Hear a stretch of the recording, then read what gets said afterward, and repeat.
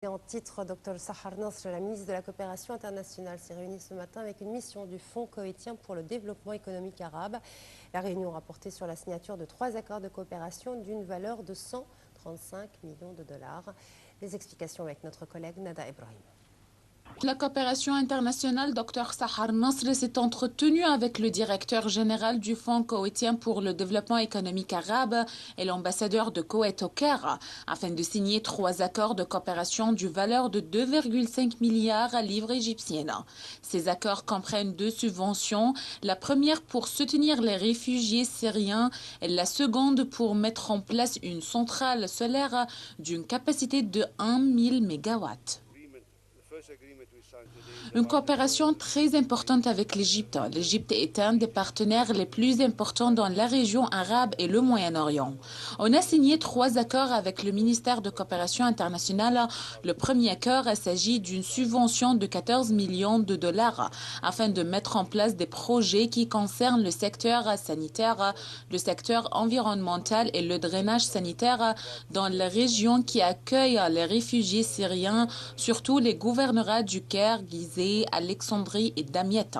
En ce qui concerne le deuxième accord, c'est également une subvention consacrée à mettre en œuvre une centrale solaire d'une capacité de 1000 MW, mais aussi une usine de production de segments de l'énergie solaire, la Silice.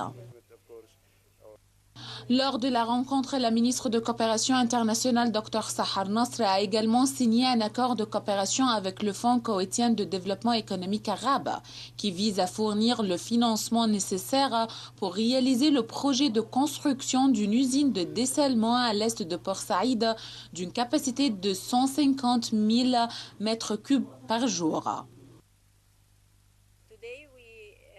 Cette coopération, qui s'inscrit dans le cadre du plan adopté par le gouvernement égyptien pour le développement du Sinaï, permettra de poursuivre et de renforcer cette coopération au service du développement durable, notamment en matière d'énergie renouvelable. Ce n'est pas notre première coopération avec le Fonds koweïtien de développement.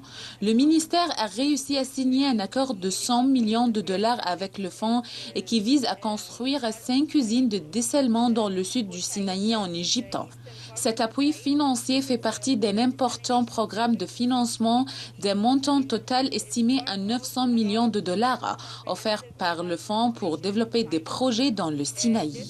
Une nouvelle coopération entre le ministère de Coopération internationale et le Fonds koweïtien de développement économique qui s'inscrit dans le cadre du plan de développement adopté par le gouvernement égyptien afin de mettre en œuvre des projets nécessaires pour répondre aux besoins des citoyens égyptiens et leur fournir des possibilités de travail. Nada Ibrahim pour Nil TV International.